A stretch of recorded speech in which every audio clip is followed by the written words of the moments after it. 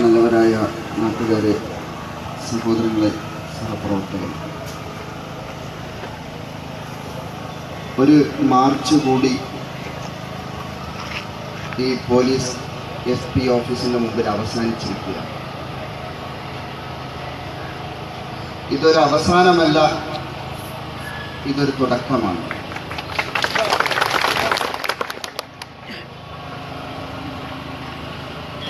അവസാനിപ്പിക്കാൻ വേണ്ടി ഒന്നും ഈ സംഘടന ഇതുവരെ തുടങ്ങിയിട്ടില്ല. പക്ഷേ അവസാനിപ്പിക്കേണ്ട ഏതെല്ലാമാണ് എന്ന് കൃത്യമായ ബോധത്തോടു കൂടിയാണ് പലതും തുടങ്ങിയിട്ടുള്ളത്. ഞാൻ ദീർഘമായി സംസാരിക്കുന്നില്ല, വിഷയങ്ങളെല്ലാം ഇവിടെ എൻ്റെ സഹപ്രവർത്തകർ സൂചിപ്പിച്ചു. ഒന്ന് രണ്ട് കാര്യങ്ങൾ മാത്രമാണ് ഓർമ്മപ്പെടുത്തലുകൾ പ്രയോജനപ്പെടുമെന്നാണ് ചരിത്രം. ഇവിടെ മലപ്പുറം ജില്ല ആരംഭിച്ചത് മുതൽ RSS അവരുടെ കത്തിക്ക് മൂർച്ച കൂട്ടിക്കൊണ്ടിരിക്കുകയായിരുന്നു. അവര് കത്തിയെടുത്ത് വീശുമ്പോഴും അവര് കാവി നിക്കറിട്ട് തെരുവിലിറങ്ങുമ്പോഴും ഭയപ്പെട്ടുകൊണ്ടിരുന്ന ഒരു സമൂഹം ഉണ്ടായിരുന്നു പണ്ട് കാലത്ത്. ആ ഒരു കാലഘട്ടം അവസാനിച്ചു തുടങ്ങിയിരിക്കുന്നു എന്നതിൻ്റെ ലക്ഷണങ്ങൾ നിങ്ങൾക്ക് ധാരാളം കാണാൻ കഴിയും. ഇവിടെ മലപ്പുറത്ത് RSSന് ഇത്രയേറെ നെകളിപ്പിനും RSSന് ഇത്രയേറെ തേർവാഴ്ച നടത്താനും അവസരമൊരുക്കി കൊടുത്തിട്ടുള്ളത് മലപ്പുറത്തിന്റെ അധിപന്മാരെന്ന് പറഞ്ഞുകൊണ്ടിരിക്കുന്ന മുസ്ലിം ലീഗിന്റെ നപുംസക രാഷ്ട്രീയമാണ്. ബഹുമാന്യനായ പാണക്കാട് ഹൈദരലി ശിഹാബ് തങ്ങളോട് ഉള്ള എല്ലാ ബഹുമാന ആദരവുകളും വെച്ചുകൊണ്ട് തന്നെയാണ് പറയുന്നത്. എന്താണ് അദ്ദേഹം പറഞ്ഞത്? സുബ്രഹ്മണ്യ സ്വാമി പറയുന്നു, മലപ്പുറത്ത് പ്രത്യേകം സൈന്യത്തെ വിന്യസിക്കണമെന്ന്. എന്തുകൊണ്ടാണ് മലപ്പുറത്ത് പ്രത്യേകമായ സൈന്യത്തെ വിന്യസിക്കണമെന്ന് സുബ്രഹ്മണ്യ സ്വാമി പറയുന്നത്? മലപ്പുറത്ത് തീവ്രവാദം വളരുന്നു, ഇവിടുത്തെ ഹിന്ദുക്കൾക്ക് രക്ഷയില്ലാത്തത് കൊണ്ട്. അത് തന്നെയല്ലേ പാണക്കാട്ട് ഹൈദരലി ശിഹാബ് തങ്ങളും പറഞ്ഞത്, ഇവിടുത്തെ ഹിന്ദുക്കളെ രക്ഷിക്കണമെന്ന്. എന്ന് വെച്ചാൽ ഭാവിയിൽ RSSകാരന് മലപ്പുറത്തെ വെച്ചുകൂട്ടാനുള്ള ആയുധം കൊടുക്കുകയാണ് പാണക്കാട് തങ്ങൾ ചെയ്തിട്ടുള്ളത്. മലപ്പുറത്ത് മുസ്ലിം ലീഗ് ഉണ്ടാക്കിക്കൊണ്ടിരിക്കുന്ന ഒരുതരം നപുംസകമായ രാഷ്ട്രീയ ശൈലി, അത് മുതലാക്കിക്കൊണ്ടാണ് RSS മനസ്സിലാക്കിയിട്ടുള്ളത്, ഇവിടെ ഞങ്ങൾ എന്ത് ചെയ്താലും ഞങ്ങളെ സംരക്ഷിക്കാൻ ഇവരൊക്കെ ഉണ്ടാവും എന്നുള്ളത്. മലപ്പുറത്ത് മാത്രമല്ല ഇത്രയധികം കൊലപാതകങ്ങൾ ഇസ്ലാമിക വിശ്വാസത്തിലേക്ക് കടന്നു വന്നതിന്റെ പേരിൽ നടന്നിട്ടുള്ളത്. എന്തുകൊണ്ട് മലപ്പുറത്ത് മാത്രം നടക്കുന്നു? മഞ്ചേരിയില് കോടതിയുടെ വരാന്തയിൽ ഇട്ടുകൊണ്ട് ഒരു സഹോദരിയെ കുത്തിക്കൊലപ്പെടുത്തി. അത് മുസ്ലിം ലീഗുള്ള മലപ്പുറത്ത്, മുസ്ലിം സമുദായത്തിന്റെ സംരക്ഷണമുള്ള മലപ്പുറത്ത്. എന്ന് വെച്ചാൽ ഇസ്ലാമിലേക്ക് വരുന്നവരെ മുഴുവനും സാധാരണരാക്കി കൊടുക്കുന്ന ഈ നപുംസക രാഷ്ട്രീയത്തെ മലപ്പുറത്തിന്റെ മുസൽമാന്മാർ തിരിച്ചറിഞ്ഞു കഴിഞ്ഞിരിക്കുന്നു. അതുകൊണ്ടാണ് നിങ്ങൾക്ക് ഫൈസലിന്റെ വിഷയം ഏറ്റെടുക്കേണ്ടി വരുന്നത്.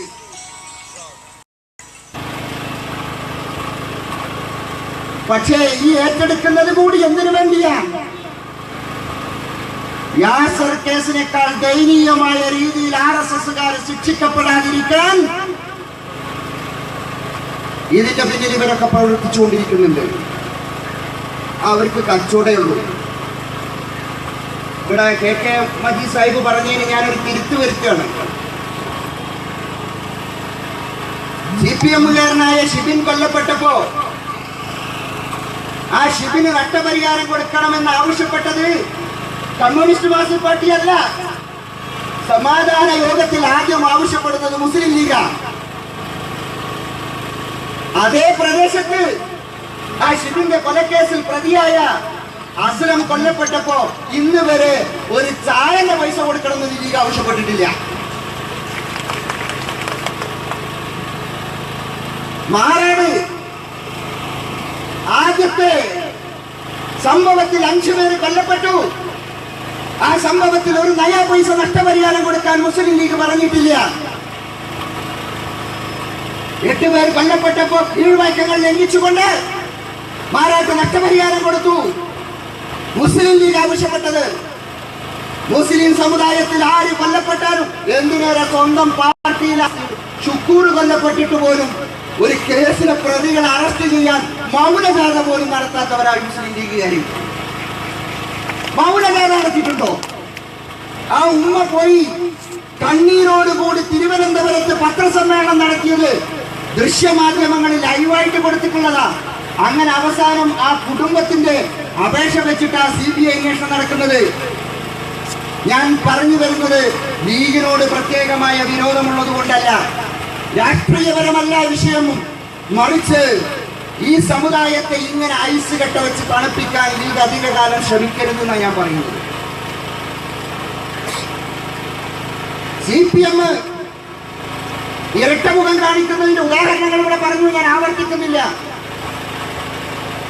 പ്രസംഗിച്ചാൽ UAPA, എഴുതിയാൽ UAPA, പ്രകടനം നടത്തിയാൽ UAPA, ഇപ്പോ കടന്നുറങ്ങിയാലും UAPA.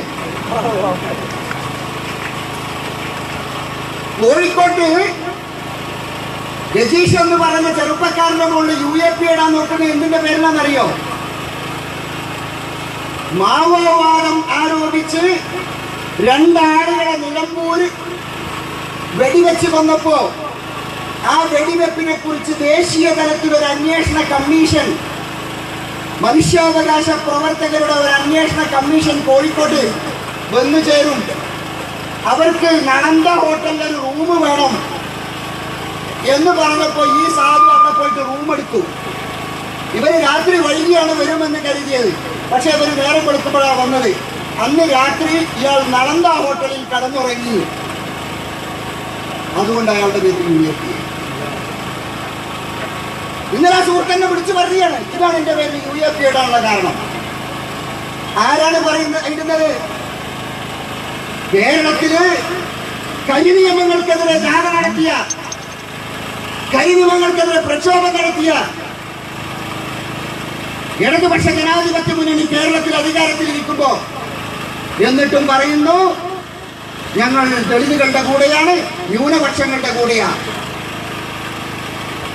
ഞാൻ ചോദിക്കട്ടെ, ഇത്രയേറെ സെൻസിറ്റീവായ ഒരു ഇഷ്യൂ ഉണ്ടായിട്ട്, ഇത്രയേറെ ഭീകരമായ ഒരു സംഭവം മലപ്പുറത്തുണ്ടായിട്ട്, സാധാരണഗതിയിൽ അവിടെ മുഖ്യമന്ത്രി സന്ദർശിക്കേണ്ടതുണ്ട്, മുഖ്യമന്ത്രി അവിടെ വരേണ്ടതുണ്ട്, ആ കുടുംബത്തിന് ആശ്വസിപ്പിക്കാൻ വരേണ്ടതുണ്ട്, ഇതിലെ പ്രതികളെ പിടിച്ചോ എന്ന് അന്വേഷിക്കേണ്ടതുണ്ട്. ഈ പ്രതികളെ രക്ഷപ്പെടാൻ പറ്റുന്ന വിധത്തിൽ പോലീസ് സേനക്കകത്ത് RSSകാർ പ്രവർത്തിച്ചു. ഓരോരോ പ്രതികളെ എങ്ങനെയാണ് ഭംഗിയായിട്ട് രക്ഷപ്പെടുത്താൻ കഴിയുക? ഈ ബഹളക്കപ്പേ ഉണ്ടാവുള്ളൂ. ഇത് കേസ് ട്രയലായിട്ട് വരട്ടെ, അപ്പൊ നമുക്ക് കാണാം ഇവരൊപ്പിച്ചു കൊടുത്തിട്ടുള്ള വേറെ എന്താണെന്നുള്ളത്. അതിനായി DYSP ശ്രമിക്കുന്നത്. അതുകൊണ്ട് വളരെ ന്യായമായ ഒരു ആവശ്യമാണ്. ആ കുടുംബത്തിന്, ആ നാട്ടുകാർക്ക്, ഈ നാട്ടിലെ മുഴുവൻ ആളുകൾക്കും ഈ DYSPയിൽ സംശയമുണ്ട്. സാധാരണഗതിയിൽ ഇത്ര വലിയൊരു സംഭവം നടന്നാൽ ഇത്ര മൃഗീയമായ കൊലപാതകം നടന്നാൽ ഇന്നത്തെ നമ്മുടെ പോലീസ് സേനയുടെ സംവിധാനം ഉപയോഗിച്ചുകൊണ്ട് ആ മയ്യത്ത് മറമാടുന്നതിന് മുമ്പ് പ്രതികളെ അറസ്റ്റ് ചെയ്യാൻ കഴിയും. വളരെ ക്ലിയറാണ്, വളരെ വ്യക്തമാണ്. ഫൈസൽ ഇറങ്ങി പുറപ്പെടുന്ന സമയം, ഫൈസൽ യാത്ര ചെയ്യുന്നത്, ഇതൊക്കെ കൃത്യമായി അറിയുന്നത് ആർക്കാ? ആ ആളുകളെ തൊടാൻ ആദ്യത്തിൽ തയ്യാറാകുന്നില്ല. ഇന്നേക്ക് അടുത്ത 2-3 ദിവസം കഴിയുമ്പോഴത്തേക്ക് ഒരു മാസം പൂർത്തിയാക്കുകയാണ്. വേറൊരു വിഷയത്തിലായിരുന്നെങ്കിൽ ഇവിടെ സൂചിപ്പിച്ചു, ഒരൊറ്റ കുട്ടിക്ക് പുറയിൽ നിൽക്കാൻ പറ്റിയായിരുന്നോ? ഇവിടെ പല സംഭവങ്ങളും ഇതിനു മുമ്പുണ്ടായിട്ടുണ്ട്. ഇസ്ലാമിക വിശ്വാസത്തിലേക്ക് വരുന്ന ആളുകൾക്ക് അവരോടൊന്ന് മിണ്ടിപ്പോയി എന്നതിന്റെ പേരില്, അവരോടൊന്ന് സംസാരിച്ചു എന്നതിന്റെ പേരില് വീടുകൾ കയറി നിരങ്ങിയിറങ്ങി സ്ത്രീകളെ അടക്കം ഭീഷണിപ്പെടുത്തിയ അനുഭവം ഈ മലപ്പുറം ജില്ലയിൽ 4-5 മാസത്തിന്റെ ഇടയിൽ ഉണ്ടായ. ഇതൊരുത്തരം വെട്ടിക്കൊന്നിട്ട് ആ പ്രതി അടുത്തുണ്ട്, RSSകാരന്റെ വീട്ടിലുണ്ട് എന്ന് പറഞ്ഞപ്പോ പോലീസുകാർ ചെന്നിട്ട് രാവിലെ ചായക്ക് നാസ്ത ഉണ്ടാക്കിയത്, ഇവിടെയൊക്കെ സുഖല്ലേ എന്ന് പറഞ്ഞ് വിവരന്വേഷിച്ചു പോവുക. നാണക്കേടല്ലേ ഈ പോലീസിന്? എന്നിട്ട് ഞങ്ങൾ വിവേചനമുണ്ട് എന്ന് പറയുന്നത് തെളിവുകളുടെ അടിസ്ഥാനത്തിലാ, ഒരു വികാരം ഇളക്കി വിടാനല്ല, ഒരു വൈകാരികതയുടെ അടിസ്ഥാനത്തിലല്ല പറയണത്. ഇത് അവസാനിക്കണം. ഇത് അവസാനിപ്പിക്കുക എന്നുള്ളത് ഈ നാട്ടിലെ ഓരോ പൗരന്മാരുടെയും ആവശ്യമാണ്. ഇത്തരത്തിലുള്ള വിവേചനം അവസാനിപ്പിച്ചിട്ടില്ലെങ്കിൽ ഇവിടെ ഉണ്ടാകുന്ന പ്രത്യാഘാതങ്ങൾക്ക് ഈ പോപ്പുലർ ഫണ്ടുകാരെ തലയിൽ വെച്ച് കെട്ടാനൊന്നും നിങ്ങൾ നോക്കണ്ട. ഇത് വേറെ ആരുടെയും തലയിൽ വെച്ച് നിങ്ങൾ കെട്ടാൻ നോക്കണ്ട. അതിന് ഉത്തരവാദികൾ അവർക്ക് കളമൊരുക്കി കൊടുക്കുന്നവരായിരിക്കും എന്നാണ് ഞാൻ പറയുന്നത്. അളമുട്ടിയാൽ ചേരയും കടയ്ക്കും. ഇതൊക്കെ മനസ്സിലാക്കാൻ നിങ്ങൾക്ക് കഴിയണം. ഇവിടെ സമാധാന ബന്ധമുണ്ടാക്കാൻ ഒരാളെയും ഞങ്ങൾ അനുവദിക്കില്ല, ഒരാളും അതിന് മെനക്കെടില്ല. നമ്മുടെ പോലീസ് സേനയില്, നമ്മുടെ നിയമ സംവിധാനത്തില് പൂർണ്ണമായ വിശ്വാസം അർപ്പിച്ചുകൊണ്ടാ പറയുന്നത്. നീതിയെ ചോദിക്കുന്നുള്ളൂ, ഔദാര്യം വേണ്ട. ഒരു വക ഔദാര്യവും ഈ സമുദായത്തിന് നിങ്ങൾക്ക് വേണ്ട. നീതി തന്നാ മതി. അതിനെന്താ മുടക്ക്? അത് തീർത്ത് പറ. ഈ രക്തസാക്ഷിയുടെ, ഈ ഫൈസൽ എന്ന സഹോദരന്റെ രക്തസാക്ഷിത്വത്തിലൂടെ ഇസ്ലാമിലേക്ക് ആളുകൾ വരുന്നത് തടയാമെന്ന് കരുതുന്നത് മൗഢ്യമാണ് എന്ന് ഫൈസലിന്റെ ഉമ്മ തന്നെ പരസ്യമായി ഇനിയും ഫൈസലുമാരുണ്ടാകും, ഇനിയും ഫൈസലിന്റെ ഉമ്മമാരും ഇവിടെ ഉണ്ടാകും. ഇൻഷാ അല്ലാഹ്. നിങ്ങൾ ഭീരുക്കളാ. നേർക്ക് നേരെ ആദർശത്തോട്, ആശയത്തോട് സംവദിക്കാൻ. നരേന്ദ്രമോദി പോലും ഭീരുവായത് കൊണ്ടാണല്ലോ ജാക്കിർ നായിക്കിനെ ബന്ദിയാക്കാൻ ശ്രമിക്കുന്നത്. ആദർശമുണ്ടോ? പൊട്ടിപ്പൊളിഞ്ഞ വക്കുപൊളിഞ്ഞ അതല്ല, കൃത്യമായ ഒരു ആദർശവും നിലപാടുമായി സംവദിക്കാൻ തയ്യാറുണ്ടോ നരേന്ദ്രമോദി, പിണറായി വിജയൻ? നമ്മൾ സംവദിക്കുക. ഇതല്ലാതെ ഈ ഭീരുത്വം കാണിക്കരുതാനും. RSSകാർ കാണിക്കുന്നത് ഭീരുത്വമാണ്. ആശയ സംവാദത്തിൽ പരാജയപ്പെടുമ്പോൾ ശാരീരികമായി ഉന്മൂലനം ചെയ്ത് പരാജയപ്പെടുത്താൻ നോക്കുക എന്നുള്ളത് ഇവരെന്നും സ്വീകരിച്ചത്. ഇതെല്ലാ കാലത്തും ഇവിടെ KK സൂചിപ്പിച്ച പോലെ ഇസ്ലാമിക ശത്രുക്കളുടെ സ്വഭാവമായിരുന്നു. അതവർ ചെയ്തുകൊണ്ടിരിക്കും. പക്ഷേ പ്രകോപിപ്പിച്ചുകൊണ്ട്, പ്രകോപനങ്ങൾ സൃഷ്ടിച്ചുകൊണ്ട് ഈ ആദർശ സമൂഹത്തെ തകർക്കാൻ ഒരാൾക്കും സാധ്യമല്ല എന്നാണ് ഞങ്ങൾ പറയുന്നത്. കൊണ്ട് ന്യായമായ 3-4 ഡിമാൻഡുകൾ. ഈ RSSമായിട്ടുള്ള ഒത്തുകളി ഒന്ന് അവസാനിപ്പിക്കണം. RSSമായിട്ടുള്ള ഒത്തുകളി അവസാനിപ്പിച്ച് യഥാർത്ഥ പ്രതികളെ നിങ്ങൾ അറസ്റ്റ് ചെയ്യാൻ തയ്യാറാവണം. രണ്ടാമത്തത്, ഇതിന്റെ ഗൂഢാലോചന നടന്നിട്ടുള്ളത് വിദ്യാനികേതൻ സ്കൂളിലാണെന്ന് എല്ലാവർക്കും അറിയാം. അത് പരിധിയും എവിടെയാണ്? RSSകാരൻ്റെ എത്തുമ്പോഴത്തേക്ക് പരിധി അതിൻ്റെ പരമാവധി എന്നൊക്കെ വരിക.